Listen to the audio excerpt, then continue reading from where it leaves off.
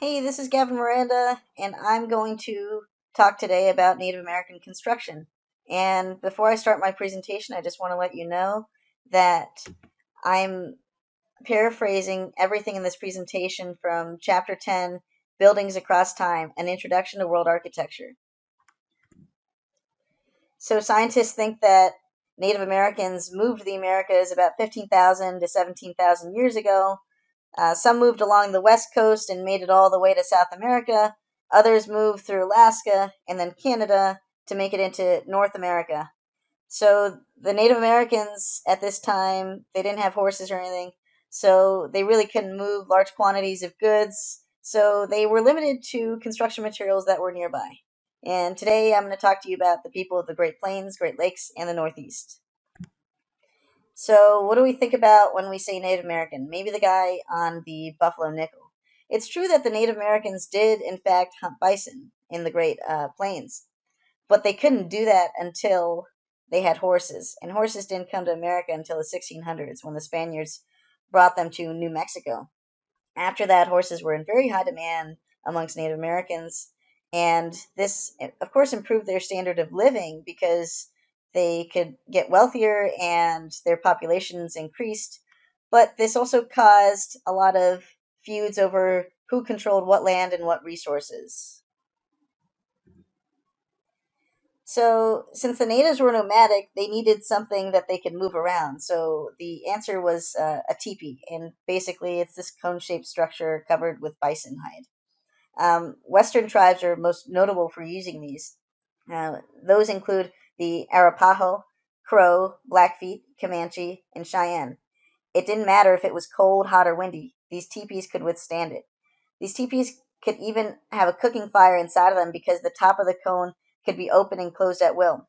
It was very common for people to paint these with their own designs as well. So, moving to the northwestern plains, we'll find the Kiowa Apache. They were most notable for constructing both teepees and buildings, which they call a wickiup. Well, what's a wickiup? It's basically when you take saplings, you bend them to make strong arches, and then you cover the big saplings with little saplings in order to be able to attach thatch to them. The only difference between northwestern plains and the southern plains approach to constructing a wickiup is that the southern plain natives bent the arches with the use of wood posts. You may remember learning about Native Americans who lived in earth lodges. These tribes are called Mandan and Hidasta of the Great Plains. The process for making this was time consuming. First, they had to make a frame by making a circle of logs in a post and lintel formation, which is much how Stonehenge is stacked up. So at the time, they also had to make post and lintel frames inside. You would have 4 columns.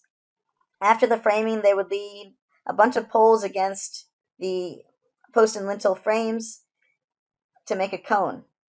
And at the end, they covered everything with dirt and grass.